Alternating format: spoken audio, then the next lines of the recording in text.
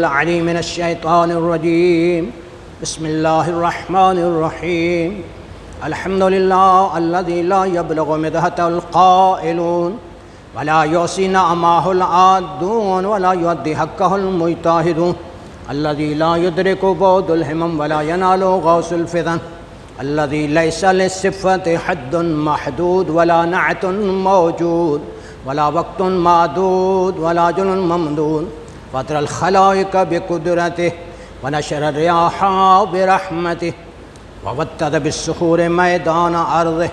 اول دین معرفت وکمال معرفت تصدیق به وکمال التصدیق توحید وکمال التوحید الاخلاص له وکمال الاخلاص له نفی الصفات عنه لشهادت کل صفت ان غیر موصوف ولشهادت كل موصوف أنه غير الصفة. والصلاة والسلام على الرسول المسدد والمصطفى الأمجد والمحمود الأحمد والنبي المؤيد رسول الثقلين جد الحسن والحسين أبي القاسم محمد، ثم الصلاة والسلام على أولاده الطيبين الطاهرين المعصومين المنتجبين، لا سيما على الإمام المنتظر والحجة الثاني عشر ولعنة الدائمة الباقية على غاصب حقوق ومنكر فضائل أجمعين. أما بعد، فقد قال المعصوم الإمام علي بن أبي طالب عليه الصلاة والسلام: اللهم اغفر لي الذنوب التي تحبس الدعاء. مولا کائنات کا یہ دعائیہ جملہ ہے کہ پروردگار ہمارے وہ گناہ معاف فرما جن کی وجہ سے دعائیں قبول نہیں ہوتی، جو دعا کی قبولیت میں رکاوٹ بن جاتے ہیں. اور کریں، شعبان المعظم کا اختتام ہو رہا ہے اور یہ وہ مہینہ ہے جس کے بارے پاک پیغمبر فرماتے ہیں یہ میرا مہینہ ہے، اور پاک پیغمبر نے اس مہینے میں اپنی امت سے روزے والی عبادت کے ذریعے مدد مانگی ہے. اس ماہ شعبان میں افضل ترین عبادت وہ اللہ کی بارگاہ میں استغفار کرنا ہے، اس کی بارگاہ میں گناہوں کی مغفرت طلب کرنی ہے. اس شعبان میں اگر آپ 70 مرتبہ استغفار کریں گے، باقی مہینوں میں 70,000 کے برابر ہوگا. اور کیا آپ نے ہمارے چھٹے امام سے پوچھا گیا کہ شعبان میں افضل ترین عبادت کیا ہے، تو معصوم فرماتے ہیں اس شعبان میں افضل ترین عبادت یہی ہے کہ اس کی بارگاہ میں استغفار کرو، گناہوں کی مغفرت طلب کرو. اور کیا آپ نے تو چونکہ اس ماہ شعبان میں افضل ترین عبادت وہ استغفار ہے، تو پھر ہمیں کس طرح استغفار کرنا ہے؟ اس طرح استغفار کرنا ہے جس طرح ہمارے چوتھے امام علی زین العابدین علیہ الصلوۃ والسلام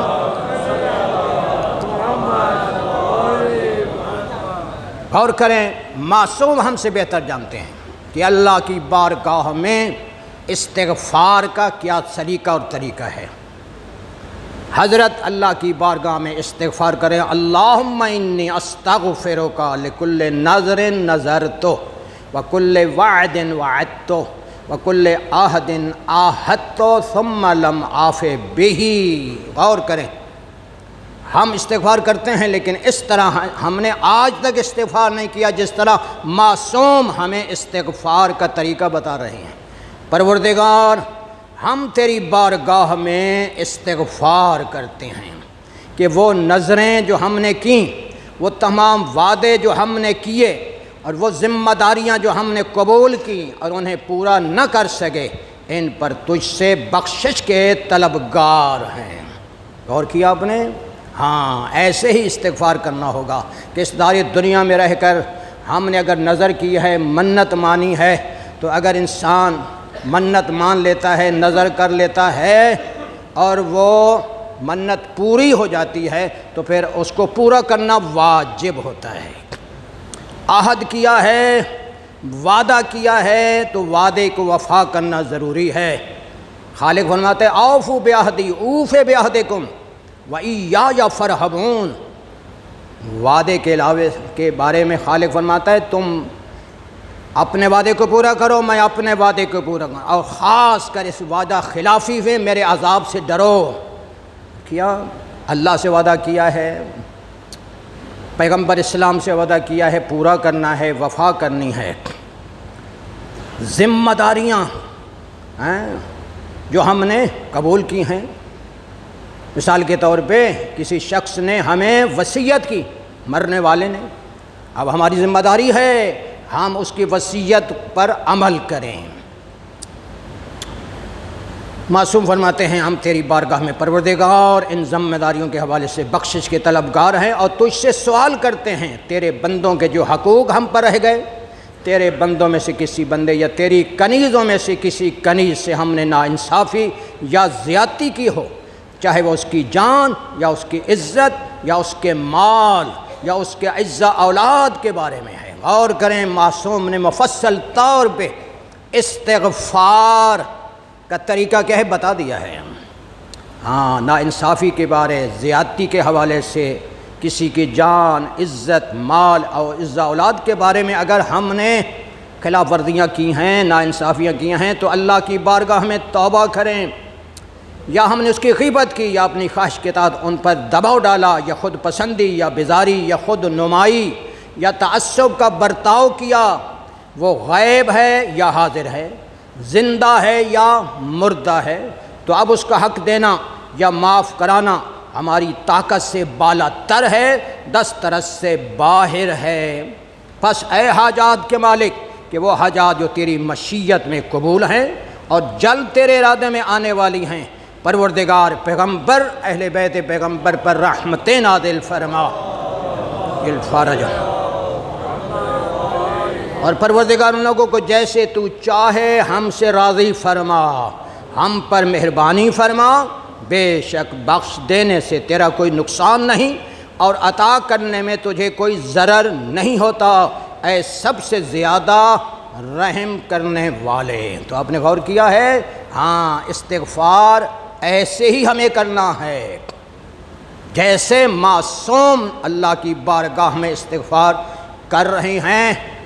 اور یاد رکھیں حقیقت میں ہمیں طریقہ بتایا گیا ہے، معصوم تو گناہ کا تصور بھی نہیں کر سکتا، اور کیا آپ نے ہمیں طریقہ بتایا جا رہا ہے کہ اللہ کی بارگاہ میں اس دنیا میں رہتے ہوئے حقوق اللہ کے لحاظ سے بھی استغفار کرو، حقوق الناس کے لحاظ سے بھی استغفار کرو، اس لیے کہ ابھی ماہ رمضان المبارک آ رہا ہے، تمہیں ماہ رمضان میں حقوق اللہ کے لحاظ سے بھی پاک اور پاکیزہ ہو کر، حقوق الناس کے لحاظ سے بھی پاک پاکیزہ ہو کر ماہ رمضان میں داخل ہونا ہے۔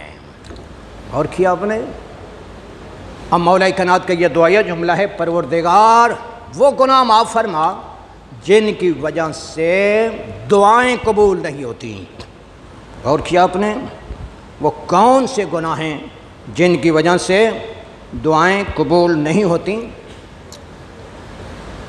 معصوم دعائے کمیل کے اندر یہ حضرت کی بہت عظیم دعا ہے، بڑی معرفت والی دعا ہے، اور اسی شعبان میں نیمہ شعبان کی شب نے حضرت نے اپنے ایک مخلص صحابی جناب کمیل نخی کو یہ تعلیم فرمائی تھی، لہذا حقیقت میں اس دعا کے اندر ہماری ہر مشکل کا حل موجود ہے، پریشانیوں کا حل موجود ہے، اس کے اندر اسم اعظم ہے۔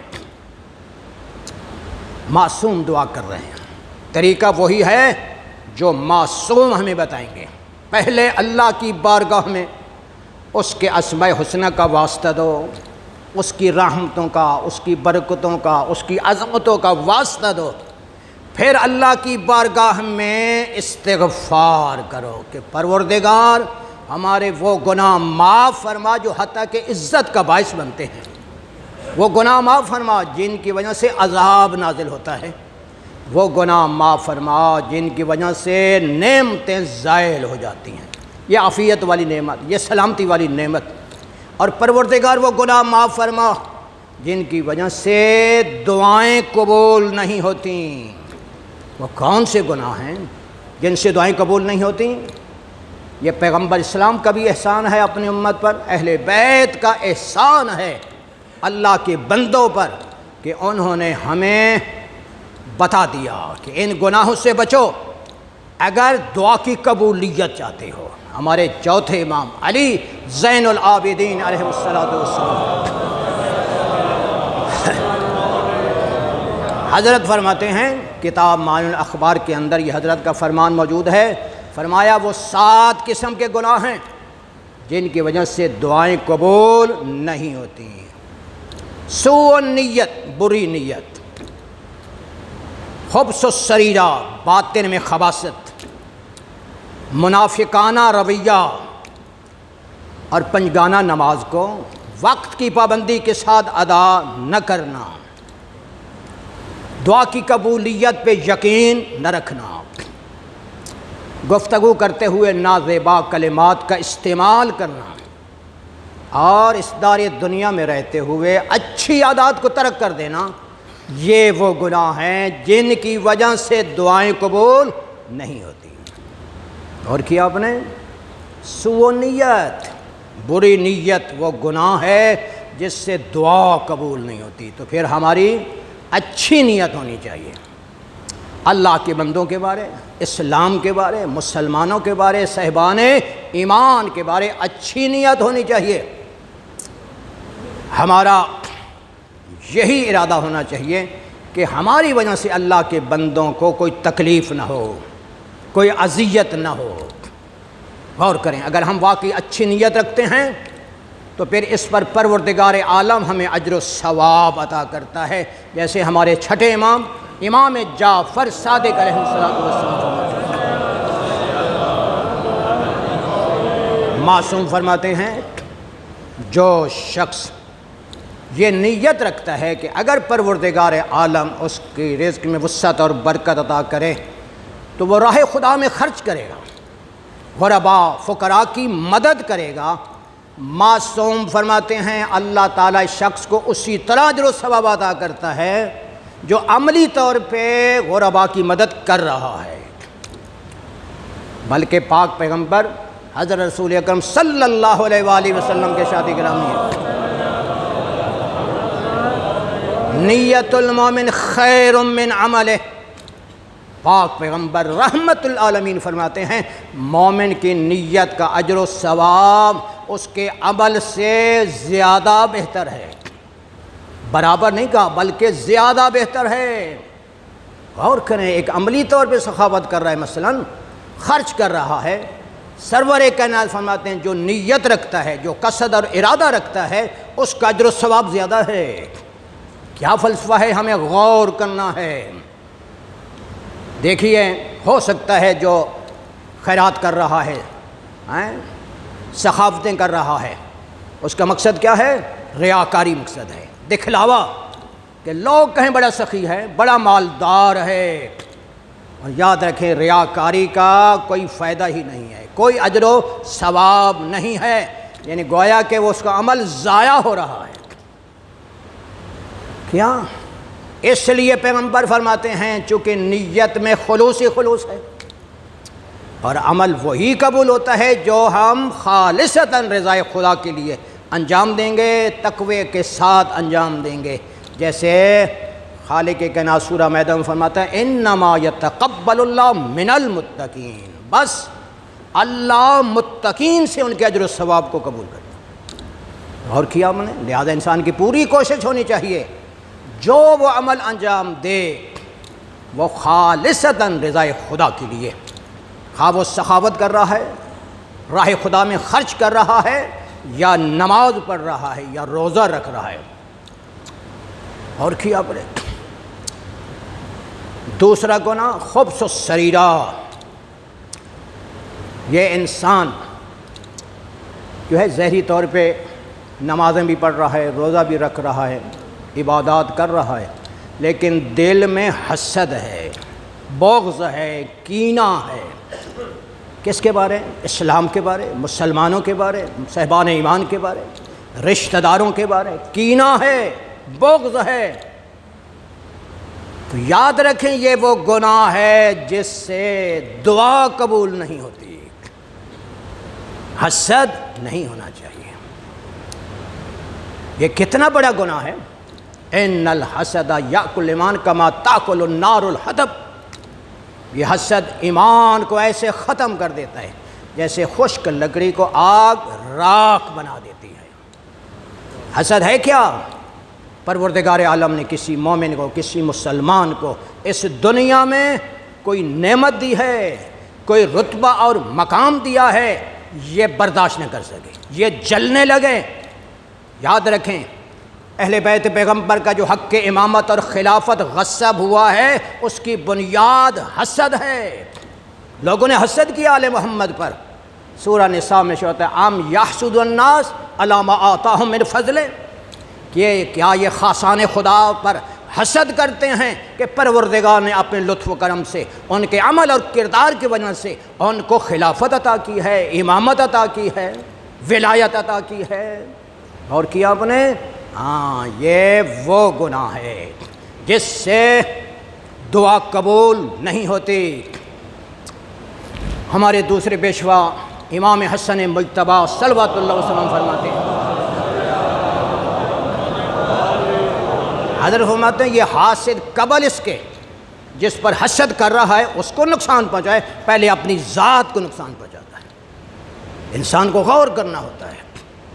اس لیے فرمایا تعجب ہے ان لوگوں پر جو اپنے جسم کی صحت کے حوالے سے تو احتیاط کرتے ہیں، ڈاکٹر کی ہدایت پر عمل کرتے ہیں، جو معقولات، جو مشروبات، جو کھانے پینے والے کی چیزیں انسان کی جسم کی صحت کے لیے نقصان دہ ہیں اس سے اجتناب کرتے ہیں، پرہیز کرتے ہیں، لیکن جو چیزیں روح کو نقصان دینے والی ہیں اس سے یہ پرہیز نہیں کرتے۔ یاد رکھیں یہ حسد ہے، یہ بغض ہے، یہ گانا موسیقی ہے، یہ روح کو مردہ بنا دیتی ہے۔ غور کریں یہ کتنا بڑا گناہ ہے حسد۔ یہ جو حسد کر رہا ہے یہ در حقیقت پروردگار کی تقسیم پر راضی نہیں ہے۔ رزق اللہ دیتا ہے۔ ہم نماز پڑھتے ہیں، نماز میں ہم سورہ الحمد پڑھتے ہیں، ذرا غور کیا کریں کہ سورہ فاتحہ کے اندر ہمارے لیے میسج اور پیغام کیا ہوتا ہے۔ اہدنا الصراط المستقیم صراط الذین انعمت علیہم، یہ ہم دعا کر رہے ہوتے ہیں، پالنے والے ہمیں ان لوگوں کے راستے پر ثابت قدمی عطا فرما جن پر تو نے نعمتیں نازل کی ہیں۔ یہ امامت اور خلافت والی نعمت پروردگار نے آل محمد کو عطا کی ہے، اب دنیا نے آل محمد سے حسد کیا ہے۔ سورہ نحل کے اندر ارشاد ہوتا ہے یعرفون نعمت اللہ ثم ینکرونہا، اللہ کی نعمت کو پہچانتے ہیں پھر اس کا انکار کرتے ہیں۔ ہمارے چھٹے امام امام جعفر صادق علیہ السلام فرماتے ہیں اس نعمت سے مراد ہماری امامت والی نعمت ہے، خلافت والی نعمت ہے۔ یہ جانتے بھی ہیں، یہ پہچانتے بھی ہیں یہ حق کے خلافت آل محمد کا حق ہے، لیکن ان ظالموں نے، ان فاسقوں نے حسد کیا اور ہمارے حق کے خلافت کو غصب کیا ہے۔ حسد نہیں کرنا، اللہ سے دعا کرنی ہے۔ پالنے والے جس طرح تو نے میرے مومن بھائی کو یہ نعمت دی ہے، یہ رتبہ اور مقام دیا ہے، ہمیں بھی تو ہی عطا فرما، تو قادر مطلق ہے۔ تیسرا گناہ منافقانہ رویہ، یہ کتنا بدترین گناہ ہے، اس سے دعا قبول نہیں ہوتی۔ منافقانہ رویہ، دوغلا پالیسی، غور کریں۔ یہ منافق جو ہے اسلام کا بدترین دشمن ہے، یہ اسلام کا داخلی دشمن ہے، یہ مشرکین سے بھی بدتر ہے، یہ کافروں سے بھی بدتر ہے۔ وہ ظاہری دشمن ہے، یہ باطنی دشمن ہے، اس لیے کہ ظاہری طور پہ تو اس نے اسلام کا لبادہ اوڑھا ہوا ہے اور کیا دل میں کفر چھپایا ہوا ہے۔ غور کریں مومن اور منافق کی پہچان کیا ہے؟ منافق پہلے بولتا ہے پھر سوچتا ہے، مومن پہلے غور کرتا ہے، فکر کرتا ہے، سوچتا ہے، پھر بولتا ہے۔ منافقانہ رویہ یہ وہ گناہ ہے جس سے دعا قبول نہیں ہوتے۔ غور کریں، قرآن کے اندر بہت سے مقامات ہیں جہاں منافقین کی مذمت کی گئی ہے۔ اور کیا سورہ منافقون صراحتاً ان کی مذمت میں نازل ہوئی ہے۔ یہ مفاد پرست ہوتا ہے، یہ مطلب پرست ہوتا ہے۔ اور کیا سورہ منافقون کی پہلی آیت ہے، ایسا ہوتا ہے بسم اللہ الرحمن اذا جاءک المنافقون قالوا نشہد انک رسول اللہ واللہ یعلم انک رسول واللہ یشہد ان المنافقین لکاذبون۔ حبیب جب یہ منافق آپ کی بزم میں آتے ہیں، آپ کی بارگاہ میں آتے ہیں، کہتے ہیں ہم گواہی دیتے ہیں آپ اللہ کے رسول ہیں، اللہ جانتا ہے کہ آپ اللہ کے رسول ہیں، لیکن اللہ گواہی دے رہا ہے کہ حبیب یہ منافق جو ہیں یہ اپنے دعوے میں جھوٹے ہیں۔ اس کا معنی کیا ہے؟ اس کا معنی یہ ہے زبانی دعویٰ نہ کرو کہ ہم مسلمان ہیں، عملی لحاظ سے ہمیں مسلمان ہونا ہے۔ اس لیے کہ پاک پیغمبر کے زمانے میں بھی یہ منافقین تھے، انہوں نے اپنا کفر چھپایا ہوا تھا، پاک پیغمبر کی زہری رحلت کے بعد ان کا نفاق آشکار ہوا۔ اور کیا مولا کائنات نے جو 3 جنگیں لڑی ہیں وہ منافقین سے لڑی ہیں۔ مولا حسن کا جو سامنا ہوا ہے منافقین سے ہوا ہے، سید الشہداء کا جو سامنا ہوا ہے، کربلا برپا ہوئی ہے، منافقین کا سامنا کیا ہے، ان کا مقابلہ کیا ہے۔ اور کیا اپنے ہمارے ان 11 اماموں نے منافقین کے مقابلہ کیے ہیں، ان کے خلاف جہاد کیے ہیں۔ اور یاد رکھیں ہمارے سید و سردار کا جب ظہور ہوگا تو حضرت کا جہاد جو شروع ہوگا منافقین سے شروع ہوگا، یہ بدترین دشمن ہیں۔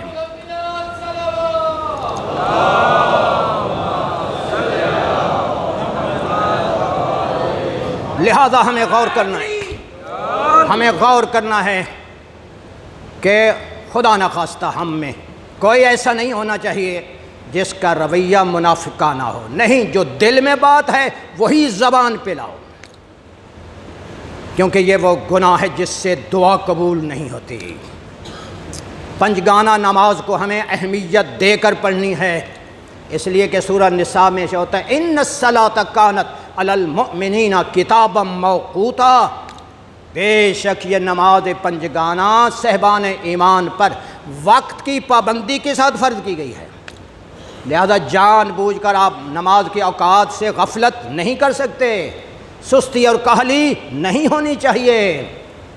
غور کریں سورہ ماعون میں جو ہوتا ہے فویل للمصلین الذین هم عن صلاتهم ساہون، ویل ہے، ہلاکت ہے ان نمازیوں کے لیے جو نماز کے معاملے میں سستی کرتے ہیں، کاہلی سے، جان بوجھ کر غفلت نہیں۔ انسان کو چاہیے اس نماز کے حوالے سے وقت کی پابندی کے ساتھ نماز پڑھے، خشوع اور خضوع کے ساتھ، کامل توجہ کے ساتھ۔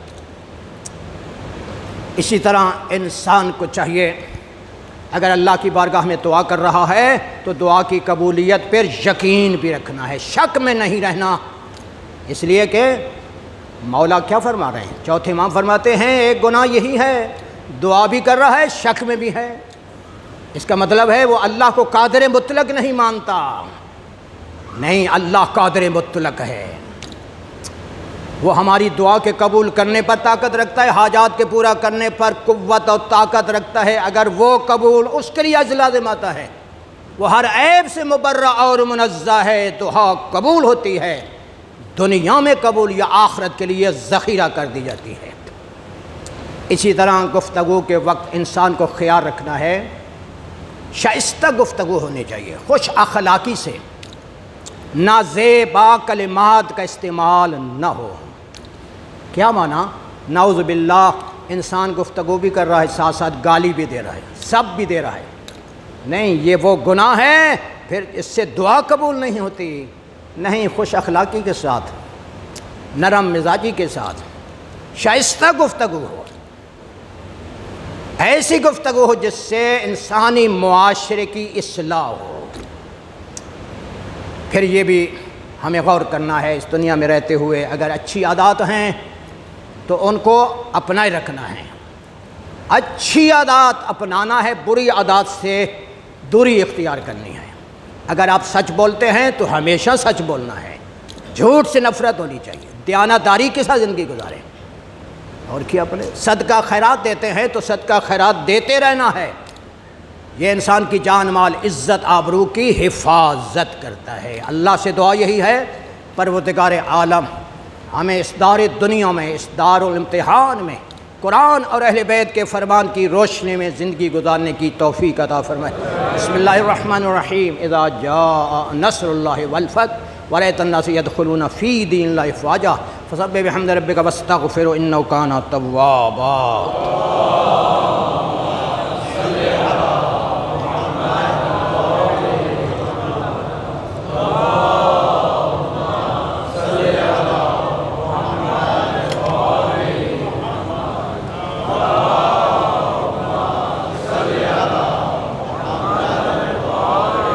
بسم اللہ الرحمن الرحیم. الحمدللہ الذی ہدانا لہذا وما كنا لنهتدي لولا ان هدانا الله لقد جاءت رسل ربنا بالحق ان الله وملائكته يصلون على النبي يا ايها الذين امنوا صلوا عليه وسلموا تسليما.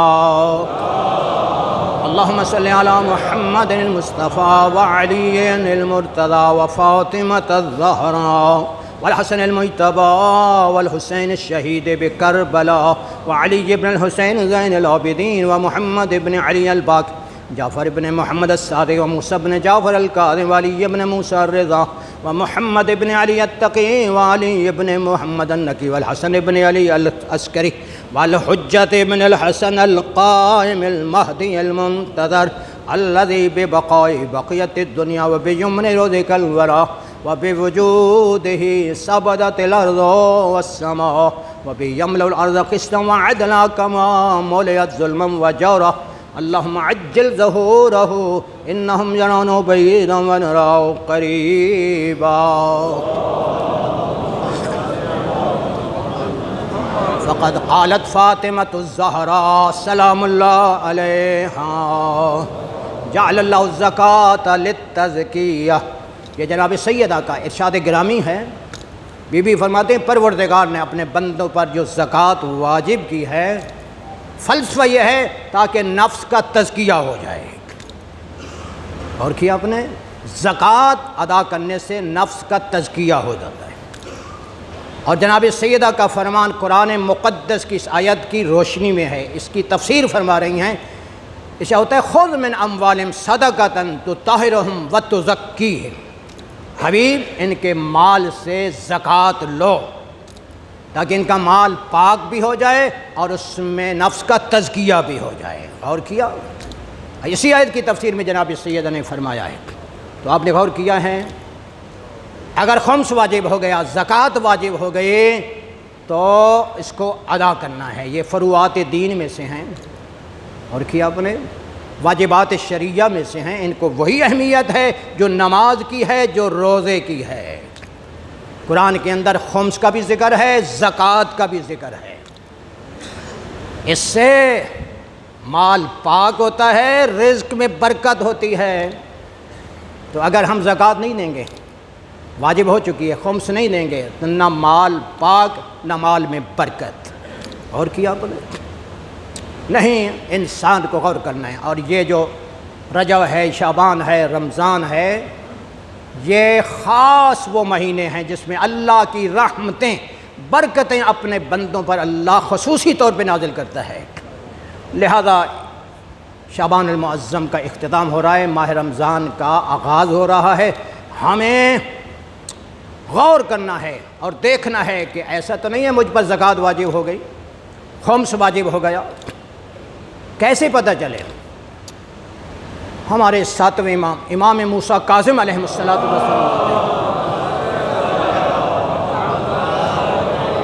لیس منا من لم یحاسب نفسہ کل یوم، ہم میں سے نہیں ہے، یعنی ہمارے حبداروں میں سے نہیں ہے، چاہنے والوں میں سے نہیں ہے جو ہر دن اپنے نفس کا محاسبہ نہیں کرتا۔ تو یاد رکھیں خمس 7 چیزوں پر ہے، زکوٰۃ مشہور 9 چیزوں پر ہے، اور ایک چیز کا اضافہ ایت اللہ عظمیٰ آقا جو ہے سستانی نے تجارت کا کیا کہ تجارت میں بھی زکوٰۃ واجب ہے۔ لہٰذا اگر زکوٰۃ کی شرائط ہیں، نصاب پورا ہے تو زکوٰۃ واجب ہے۔ اور دیکھو یہ زکوٰۃ ہے یا خمس ہے، ہر انسان نے اپنے اختیار سے دینا ہے۔ ایسا نہیں ہے کہ بینکوں سے جو زکوٰۃ کٹ جاتی ہے آپ کو پتہ ہی نہیں ہوتا، نہیں، وہ زکوٰۃ ادا ہی نہیں ہوئی۔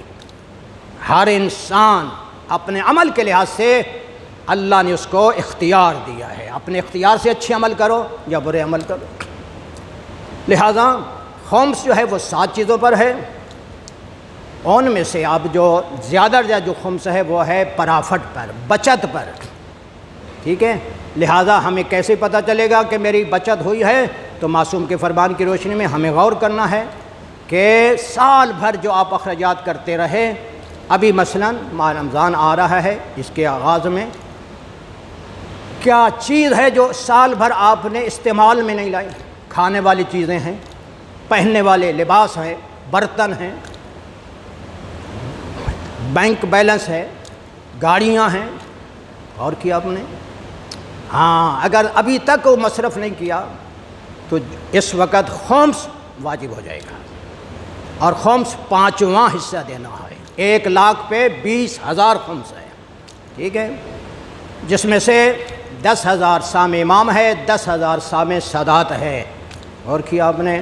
اب سام امام جو ہے وہ پہلا حق امام کا ہے، امام تک پہنچاؤ، امام اب غیبت میں ہیں تو نائب امام تک پہنچاؤ، نائب امام تک نہیں پہنچا سکتے تو پھر وہاں مصرف کرو جہاں علماء حقہ کی اجازت ہے۔ تو پہلا مصرف دینی مدارس ہیں جہاں علوم آل محمد کی تعلیم پڑھائی جا رہی ہے۔ اور یاد رکھیں خوش قسمتی ہے ہمارے لیے کہ آپ کی دعاؤں سے 1983 سے یہ جامعہ علمیہ یہاں جو ہے قائم ہے، 30-40 طلباء جو ہیں آپ کی قوم کے بچے پڑھ رہے ہیں، لہذا پہلا حق دینی مدارس کا ہے۔ پھر جو ہے جہاں جہاں دین اداروں کو اجازت ہے جن کے پاس، ان کو آپ دے سکتے ہیں۔ تو بہرحال خمس دینا واجب ہے، زکوٰۃ واجب ہو جائے تو دینی واجب ہے، یہ ہماری ذمہ داری ہے، ہمارے فرائض میں سے، واللہ رزق پاک نہیں ہے، رزق پاک نہیں تو برکت نہیں ہوگی۔ اور اسی کے ساتھ ساتھ دیکھو ابھی ماہ رمضان کا آغاز ہو رہا ہے، اور زکوٰۃ فطرہ بھی واجب ہوتا ہے۔ اس کی نیت تو اصل جو ہے وہ چاند رات سے ہوگی، لیکن نیمہ شعبان میں بھی ہم نے اشارہ کیا تھا اور آج بھی اشارہ کر رہے ہیں کہ ابھی سے اگر آپ قرض الحسنہ کی نیت سے ادا کریں گے تو اس کا فائدہ یہ ہوگا کہ مستحقین تک، ضرورت مندوں تک یہ آپ کا دیا ہوا ڈونیشن، ہدیہ، تحفہ، نذرانہ، یہ زکوٰۃ فطرہ ان تک راشن کی صورت میں پہنچے گا، یا جو ان کی ضرورت ہے لباس کے لحاظ سے اس لحاظ سے پہنچ جائے گا۔ تو اس کا فائدہ یہ ہوگا کہ عید والے دن وہ برابر ہمارے ساتھ عید کی خوشیوں میں شریک ہو جائیں گے۔ لہٰذا قرض حسنہ کی نیت سے یہ زکوٰۃ فطرہ ادا کریں۔ تو جو صاحب حیثیت لوگ ہیں، مالدار لوگ ہیں، مخیر حضرات ہیں، ان کو تو عام جو روٹی استعمال کرتے ہیں 3 کلو کے حساب سے ان کو تقریباً اس مہنگائی کی دور میں 800 روپیہ دینا چاہیے، اور باقی حضرات جو ہیں جو متوسط قسم کے لوگ ہیں ان کو 600 کے حساب سے زکوٰۃ فطرہ دینا چاہیے۔ غور کریں، اگر ہم راہ خدا میں خرچ کریں گے تو وہ قادر مطلق ہے، وہی رزق دینے والا ہے، اللہ ہمارے رزق میں پھر وسعت اور برکت عطا فرمائے گا۔ اور یہ زکوٰۃ فطرہ انسان کی جان، مال، عزت، آبرو کی حفاظت کرتا ہے۔ اللہم صلی علی محمد و آل محمد، پروردگار بحق محمد و آل محمد ہماری اس قلیل عبادت کو شرف قبولیت عطا فرما، امام زمانہ کو سلامتی عطا فرما، امام زمانہ کو ہم سے راضی اور خوشنود فرما۔ پروردگار تو رحمان اور رحیم ہے، ہم نے اپنی ذات و کسی کا محتاج نہ فرما۔ عمل اور کردار نظام زمانہ کے اوانسار میں ہونے کی توفیق عطا فرما۔ بسم اللہ الرحمن الرحیم۔ انا اعطیناک الکوثر فصل لربک وانحر ان شانئک ھو الابتر۔